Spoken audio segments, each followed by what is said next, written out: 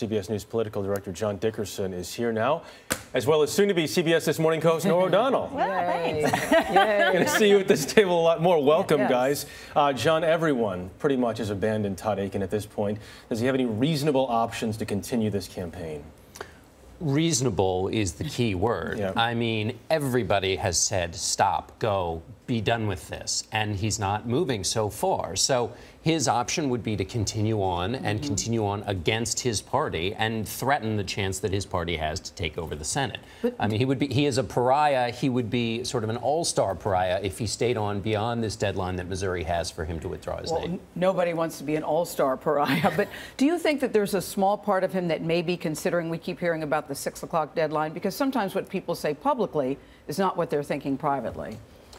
Sure, that's possible, but what we're hearing is that he's resisting, and there have been plenty of people are opening exit doors for him, and you know they keep opening these exit doors, and he's not walking through them. So he may have some grand scheme about getting out before 6 o'clock, but the people most concerned about getting him out do not see this scheme, and they're worried he's not going to take the I mean, top Republicans have called him and said, "You're done. We're not going to give you $5 million from the Senate committee." Crossroads, an independent super PAC, has said that they're not going to give him $5 million. This has already cost him $10 million. I've heard Republicans say he doesn't have enough money in his account to win, and yet that's why he put out this fundraising appeal. In terms of the Democrats, you heard the president come before the press corps after avoiding the press corps for 8 weeks to slam the statement, but then also to try and tie Akin and his comments to the Republican Party's platform, to a bill that Akin has co-sponsored with Congressman Ryan to try and make this larger political point about the Republican Party and women's rights. So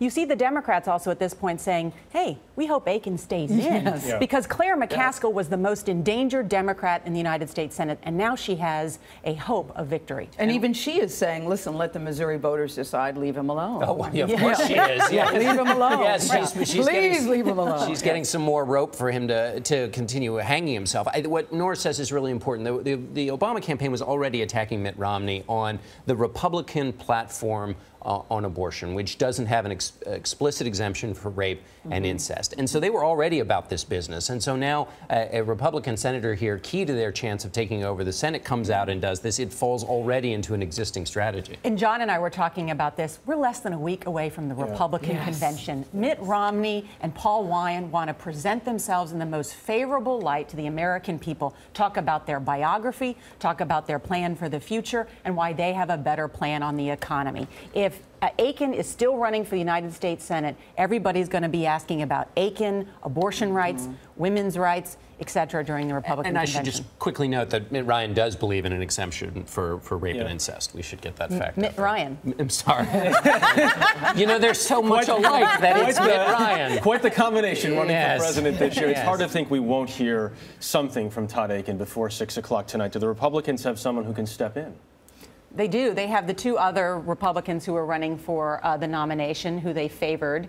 So there are other Republicans who could quickly take over. Also, I want to ask both of you about this rare news conference we got from the president yesterday, where he got a lot of questions about the tone of his campaign. He tried to distance himself from these ads you both seen, the Super PAC ad that suggested the death of a steelworker's wife was somehow because of Mitt Romney and what he did at Bain Capital. Let's listen to that quickly, what the president said. I don't think that Governor Romney is somehow responsible for the death of the woman that was portrayed in that ad.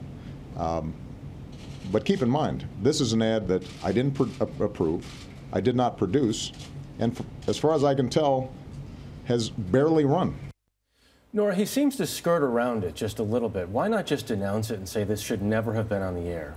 It's a very interesting point, and Nancy Cordes asked a great question to the president. Why not sort of denounce this and say it should never have been on the air? I thought it was noteworthy that the president knew that it had only aired just once. That's how he knows the level of detail, even though it's not his campaign that is running this ad. Look, this is a question that Obama has to answer for, which is about the tone of the campaign.